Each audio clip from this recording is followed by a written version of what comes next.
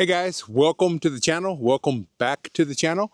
I'm Lee from Traveling Expats, and me and my wife Betty, we are a couple of retirees, American retirees who split our time between living in beautiful Germany and spending time with our family back home in the United States. And it is a very chilly and foggy day here in my village in Rhineland-Pfalz. I think we might see the sun today. We'll see, but it's cold. But I just want to talk to you, and thanks for sharing your valuable time with me. So something I want to talk about today that Betty and I have been talking about for the last few days are myths. It's so cold I can hardly talk. Myths, untruths, or maybe just downright lies that America told us about Germany, that America led us to believe about Germany, and life in Germany in general. And for my American audience, if you stay to the end, and I think the last thing I'm going to talk about, may just shock you and make you think about your perception of the USA. All right, so I think most of these topics I'm going to talk about have been discussed by other Americans, other Canadians, other people before, other immigrants to Germany. But we're going to put our spin on them. And I think, probably a couple of them maybe you haven't heard before. All right, so thanks for joining us, and let's go. So the first thing I want to talk about, the first misconception that a lot of Americans, I would say a lot of people in general, have about Germany is the train system, right? Deutsche Bahn. And the Germans, you know what I'm talking about, right? So people think, I always thought, before I came to Germany, and before I started using the trains, I always thought that the trains in Germany are always 100% of the time on time, right? Well, Germans will tell you, if you've used the trains for any amount of time, you'll know that that is not the case. In fact, they are quite often delayed. And when I taught English as a second language, I did that for 2 years. One of the topics that we had to teach, and something that the students had to be prepared to talk about at the end of the course, was public transportation. And so we would always ask them about public transportation in Germany and to describe it. And I would say in 2 years, and I had over 200 students during that 2-year time in my classes. I don't think I had one student. I know for a fact I didn't have one student that came out and said, "Oh yeah, public transportation in Germany is great." Quite the opposite. They all complained about it. They complained about the Deutsche Bahn. So Deutsche Bahn, if you don't know, is the German rail company, I guess, what we'd call it in English. So yeah, they all complained about public transportation. They hated to use it. They talked about how it was always late. The trains were always a mess. And as an American, where I grew up in the United States and places I've lived, either public transportation has been either non-existent or very minimal. So honestly, I'm just happy to have a public transportation system. So even though, yes, it's late sometimes, and yes, it has issues, I'm just happy to be able to hop on a train and go from point A to point B. And so I can appreciate that. But, a lot of my students, and I think Germans in general, will complain about it and tell you that it's late. And I have to say, yes, I have experienced a lot of late trains, and I've had issues before. And so I was looking this up, what is the actual percentage of trains that are late in Germany? And I just found this, and the studies for 2024 were just released by Deutsche Bahn, according to my friend Google, what I found last night on the internet. And in 2024, 62.5% of long distance trains in Germany arrived on time.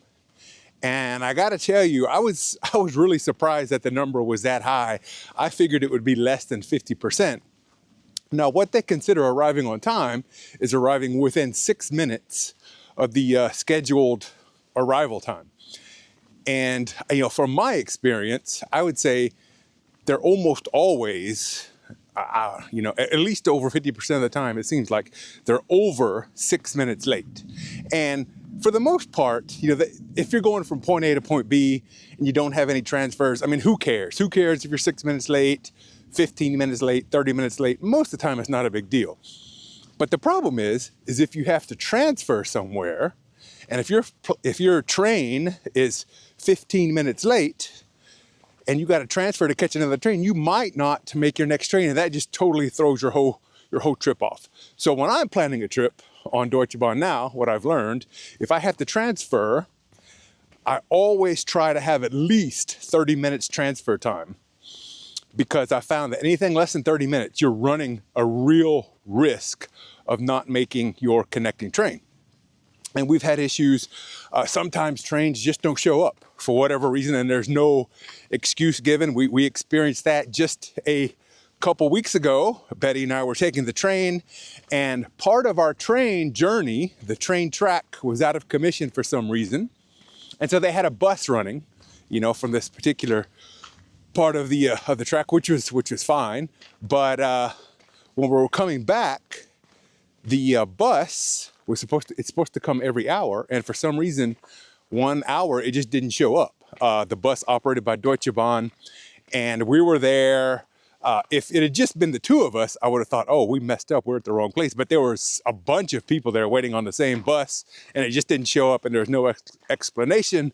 So that is life, and German trains are not always on time. All right, and to finish up on the trains, I would say that complaining about Deutsche Bahn is kind of it's kind of a national pastime in Germany. If you know any Germans who take the train, you will certainly hear some jokes or some complaints about Deutsche Bahn and their train system. All right, so moving to another form of transportation, let's talk about the famous German Autobahn, the German highway. And growing up in the United States, I'd heard about the German Autobahn before I came here for the first time. And I was led to believe that when you get on the German Autobahn, that there are no speed limits anywhere, and you can always drive 100% of the time as fast as you want to. And not only can you drive as fast as you want to all the time, but you are expected to drive as fast as you want to all the time. And people warned me. They said, don't get on the Autobahn unless you're ready to go 100 miles per hour or, 160 kilometers per hour as soon as you touch the road. It's just, that's the way it's going to be. And they will, they'll run you off the road if you're not going top speed all the time. Well, that is absolutely not true. In fact, there are always multiple lanes on the Autobahn. And the right lane is always for slower vehicles. I think, now there's a limit. Your vehicle has to be able to maintain, I think, 100 kilometers per hour, which is around 60 miles per hour. If it can't go that fast, you can't drive it on the Autobahn. So the right lane is always going to have some slower cars, and then the faster cars will pass on the left lanes. And, to be honest, I think even though there's a lot of areas that don't have speed limits, I feel safer driving on the German Autobahn than I do on the US highways, because even though people are driving very fast, people in Germany, they know the rules of the highway and they follow the rules of the highway, where as opposed to America, if you've ever driven there, people don't know the rules, or they just don't care and they don't follow the rules. And that's one of the things, when I first started driving in Germany, I was amazed at people actually follow the rules, because a lot of the rules of driving are really very similar between the United States and Germany. It's just that in the United States, a lot of people just ignore those rules. Now, excuse me, there's about 13,000 kilometers of highway or Autobahn in Germany, 13,000 kilometers, and about 40% has a set speed limit. So that means about 60%, and I looked this information up, so about 60% does not have a speed limit. And again, kind of like the trains, I actually thought it was lower. I would have guessed that probably less than 50% of the Autobahn has no speed limit, but actually, according to what I looked up last night, it's about 60% has no speed limit. But even if it's an area that does not have a speed limit, oftentimes you'll see signs that say, you know, when wet, the speed limit is 100 kilometers per hour. So you have to adjust your speed limit. And at all times, you are expected to drive at a safe rate of speed. And I believe that the recommended speed limit on the Autobahn is 130 kilometers an hour, which is what, around 80, a little over 80 miles per hour. So that's the recommended maximum speed. You can go faster, but you know, you're always, the law is you have to drive at a safe speed for the current road conditions. So German Autobahn is not 100% no speed limits. That is false. All right, I tell you what, it is pretty chilly out here. My fingers are getting pretty cold. So the next lie that I will share with you that America taught me about Germany is that beer is cheaper than water. And that is not true. I guess there's probably a couple reasons behind this thought. And, you know, the first reason is that when you go to a restaurant, when you go out to eat in Germany, you will not, you know, automatically be served a glass of tap water like you will in the United States or even in other parts of Europe. You know, in France, for example, they pretty much always bring you a bottle of water to your table. So in Germany, they don't do that. And if you want to drink water, typically you're going to have to order it, and it'll be you know, it'll be bottled water. And you have to pay for it, you know, just like any bottled water you'd buy in the United States, right? So you'd have to pay for it, and oftentimes, you know, it has gas in it, it has bubbles. You know, people will call that bubbly water. So, but anyway, so typically you have to pay for water in German restaurants, which you don't have to do in the United States. So that's probably how part of this this myth got started. Now, you can ask for tap water. You can ask for Leitungswasser, and which means water from the tap. And if you ask for that, I mean, they will probably bring it to you. They might not be happy about it, but they will bring it to you. So you can get free tap water in Germany, but it's just not a custom that they often do here in Germany. Now, the other thing that probably encourages this lie and this myth is the fact that when you do go out to eat in Germany and when you do order beer or wine for that matter, it is much cheaper than it is in the United States. So the fact that you have to pay for water and that beer and wine is much cheaper in Germany than it is in the United States probably helped promote this lie that beer is cheaper than water. And maybe once upon a time, that was the case, you know, maybe 30, 40 years ago. It seems like when we first got to Germany about 30 years ago, it seemed like maybe then beer was cheaper than water in a restaurant, but it's not anymore. But again, it's not very expensive. And I think the other part of that is that I think there's a law in Germany, and some of my German viewers can correct me if I'm wrong about this, but I think there is a law that states in a restaurant, some sort of establishment like that, that there always has to be a beverage offered, a non-alcoholic beverage that is cheaper than the alcoholic beverages on the menu. I could be wrong about that, but I think I've been told that's true. Maybe it is, maybe it's not. Please let me know if you know the truth about that. So yeah, so beer and wine is cheaper than it is in the United States, but it is not cheaper than water at German restaurants. Okay, now the next thing, the other myth, the other lie that kind of goes along with that is that people seem to think that all Germans drink beer all the time, you know, from babies all the way up to grandmothers. They're always drinking beer. And that, of course, that is not true. And, you know, when we first came to Germany, that's one of the things that we'd been told, you know, Americans who'd been here, maybe they hadn't even been to Germany. Maybe it's just what they had been told by someone else. Said, yeah, Germans always drink beer. You know, any time of the day, they're going to be drinking beer. So if a German ever comes over to your house, you know, always offer them beer. So when we first lived here, we had neighbors, and our neighbors came over to our house one day. I'm not sure what for, but you know, it was probably on the weekend. And you know, I remember it was, you know, it was pretty early in the day, you know, maybe 11 o'clock in the morning. And so, you know, I got out and I said, hey, you want a beer? And let's have a beer or whatever. And they're like, what? Are you crazy? Are you some sort of weird alcoholic? It's only 10 o'clock in the morning or whatever it was. They said, we still have like stuff to do all day. I don't want a beer right now, you know, so whatever. So yeah, so all Germans do not drink beer all the time. That is an absolute myth. And in fact, if you look at the statistics, the rate of beer consumption in Germany is going down pretty significantly. The younger generations don't drink as much beer or any type of alcohol as they did just a generation or a couple generations ago. So alcohol consumption is going down in Germany, and not all Germans drink beer all the time. That is a lie.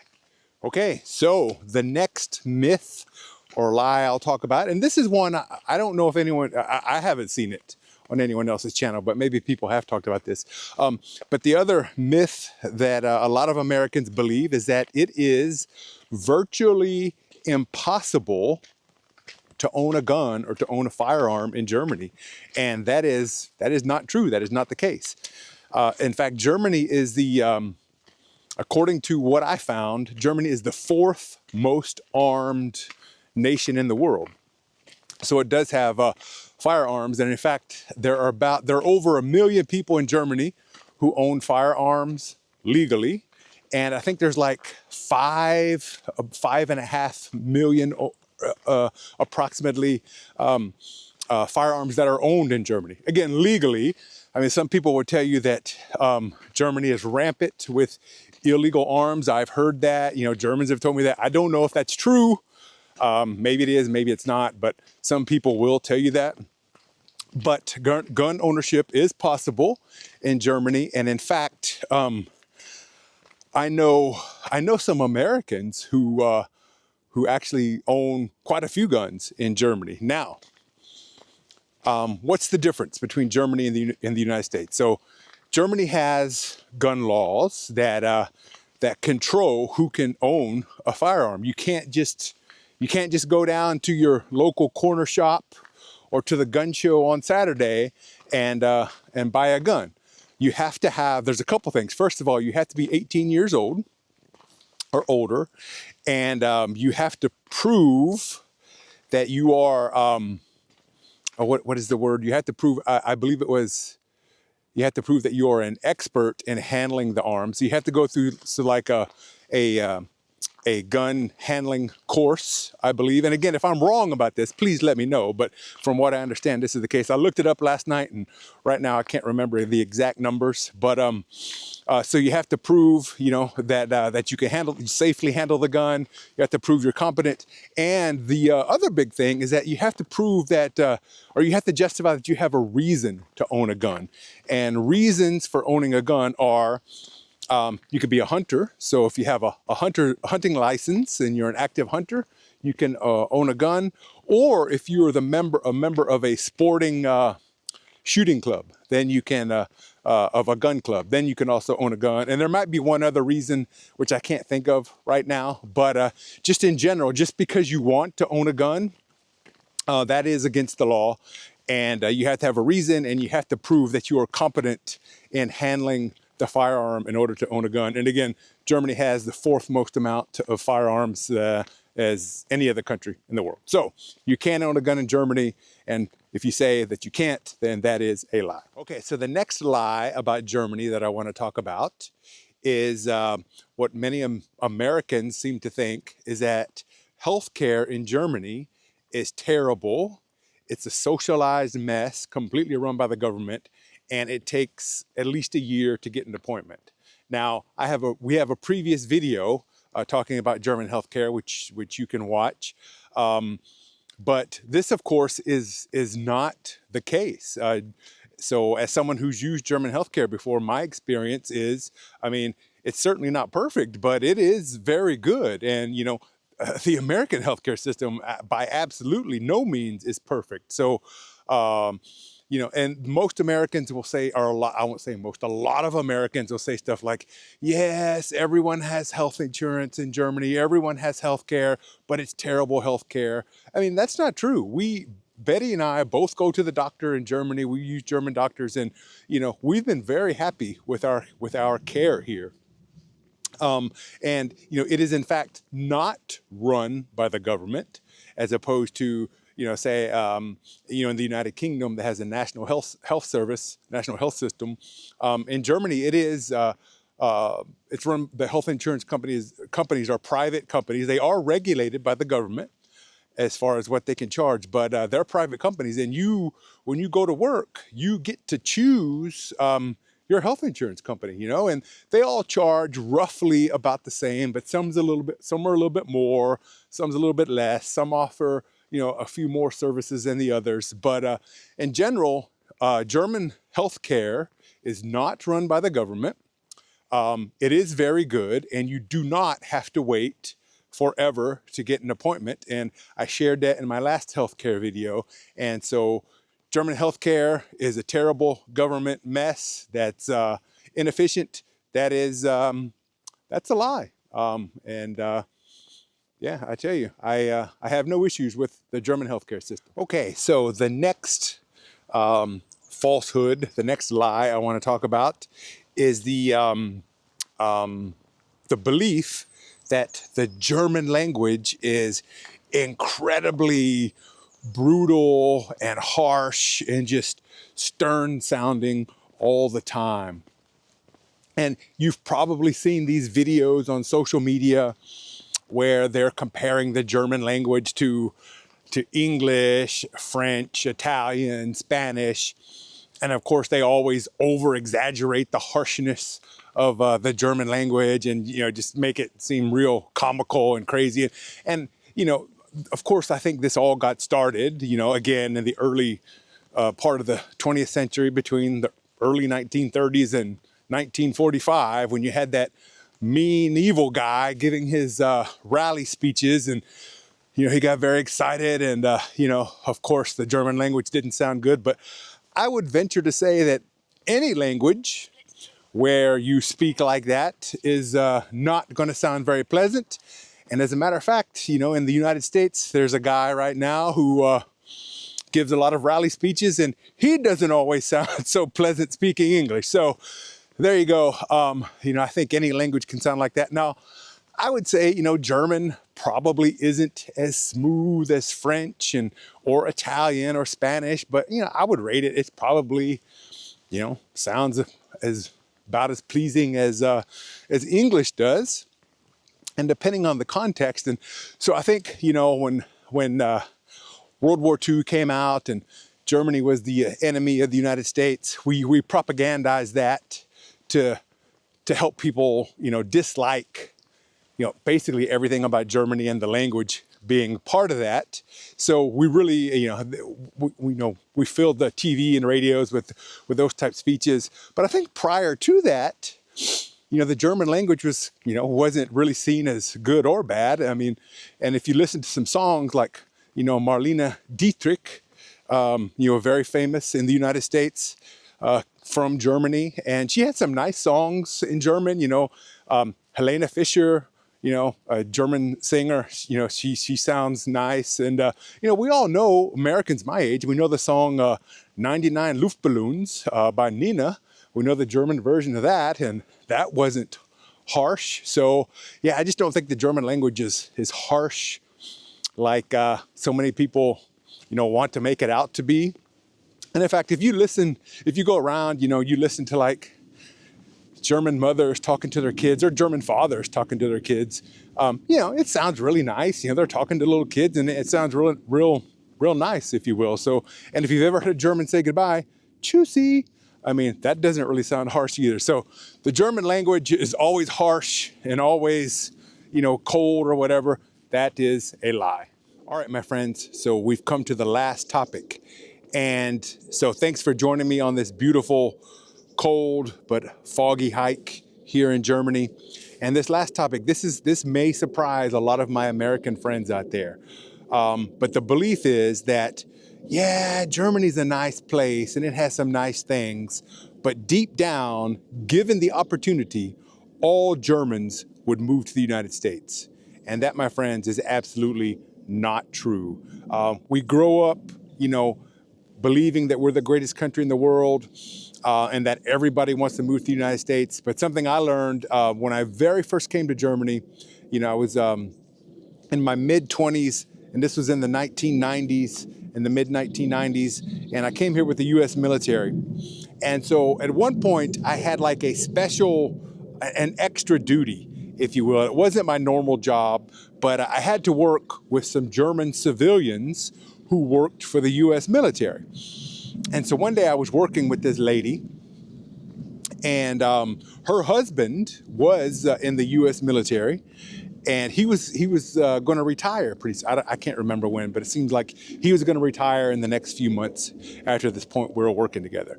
And so now back in those days, if you were around an American military base in the United States, chances are you would see a lot of German women, mostly, who had married American service members and went back to the United States. So I knew quite a few of them. So I just assumed that, all Germans wanted to come to the United States. So I'm talking to this lady, and we're just doing whatever we were doing. I can't even remember. And I asked her, I'm like, oh, so when your husband retires, what part of the United States are you going to move back to?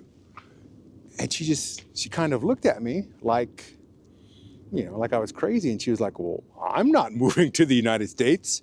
She goes, I guess if my husband wants to, he can, but I'm staying right here in Germany. I like it here, and I think Germany is a great place to live. And you talk about a paradigm shift, a shock to the system. I was like, what? What are you talking about? Everybody wants to move to the United States. Everybody knows that. And then that really got me thinking, wow, maybe everyone doesn't want to move to the United States. So then I started kind of evaluating life in Germany and life around the world. And I came to appreciate, every place has different things that's nice about it.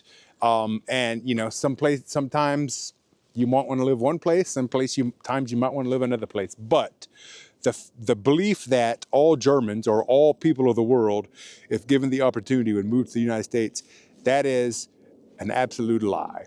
All right, so thanks for joining us. Hope you enjoyed this little walk, this little talk, and about lies that I was led to believe in Germany. And I have some more. We might make a round two, and I'll share some of those with you.